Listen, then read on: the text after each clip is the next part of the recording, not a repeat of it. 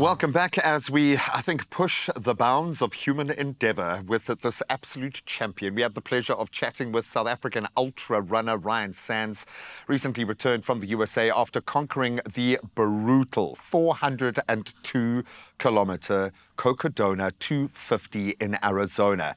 Unbelievable achievement, clocking in at 61 hours, 21 minutes, and I'm sure a few seconds. He placed second overall, a career-defining effort, I would imagine, in one of the world's toughest ultra-endurance races. Can we give him a round of applause for still being alive?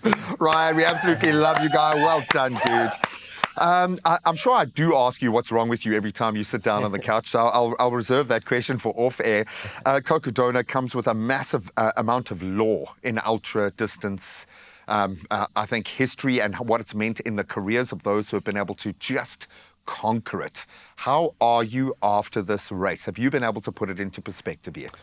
No, to be honest, it was one hell of an experience. So still processing everything, but yeah, really stoked with how it went. I think just the whole build-up was really cool, and it was something completely new and different for me. And I've always been someone that enjoys new challenges. Thrives off it, I think. Yeah, for sure. And maybe it's been a while since you've pushed the boat out to this degree. When we talk about 11,000 meters of elevation, possible hypothermia, the risk of, and I would imagine during the day, heat that won't quit.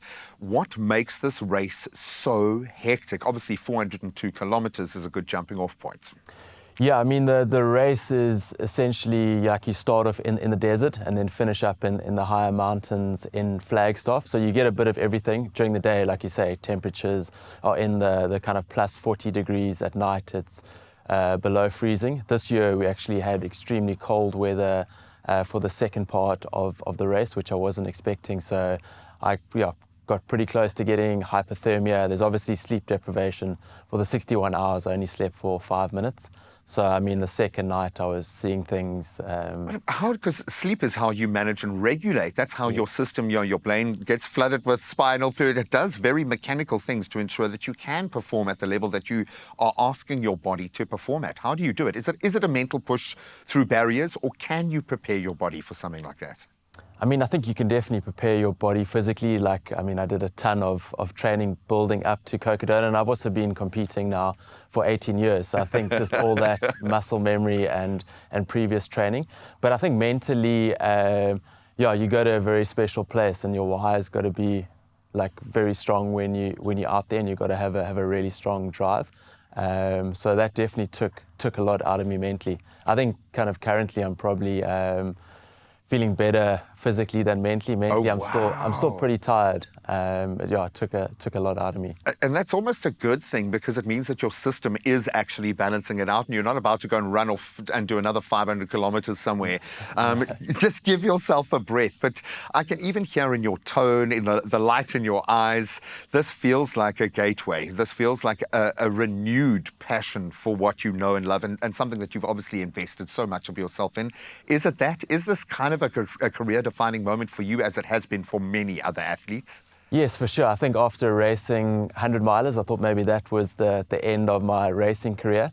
And then, racing Cocodona, 250 miler, just the new challenge, the adventures definitely sparked a lot of kind of stoke into my running again. And I'm really enthusiastic, and I feel like I've still got a couple of big races in me.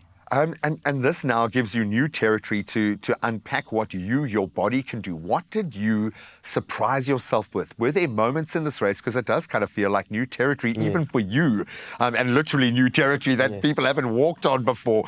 Were there things in this that surprised you, or maybe kind of inspired you in your own journey through this race?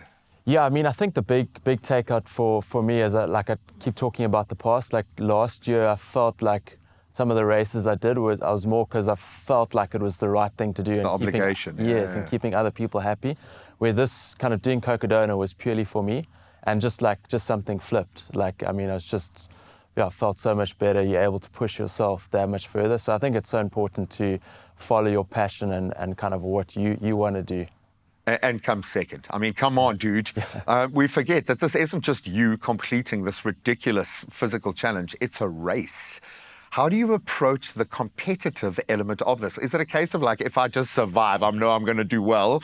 Or can you be competitive in that mix? Talk us through how your mindset evolves through this. Yeah, I mean, going into a race like that, like mentally for me, I didn't even think about the finish. It was purely just getting from like one aid station to the next, and seeing my crew and just breaking it down into bite-sized chunks. And every time I got to a crew point, it was like a mini victory for me. What's a bite-sized chunk for you? Just because I know people will be thinking. Anything from 40 Ks, 50 Ks. Some of the aid stations were a bit closer, like 20 Ks. So it was just really breaking it down into bite-sized chunks. But also I think it was just so important to mentally stay positive out there and really like just reframe things. I think it's very easy to go, oh flip, it's like 400 Ks, super overwhelming, like it's going to be really tough. But if you kind of see it as cool, it's going to be tough, but it's an adventure. I'm excited about it. Every time something went wrong, you see it as like a challenge to get through. To conquer, yeah. Exactly. I think the fraternity, the matrix around you is responding to this moment, and there have been awards. I know there was a lot of really special stuff going on around you. Does it feel like this is the next level of where you can take this career? And I'm so sorry, everything you're saying is now starting to sound like an amazing TED Talk or something, because there is so much knowledge and perspective there that no one else in the world has. But does it feel like this has opened up a new level in your career for you?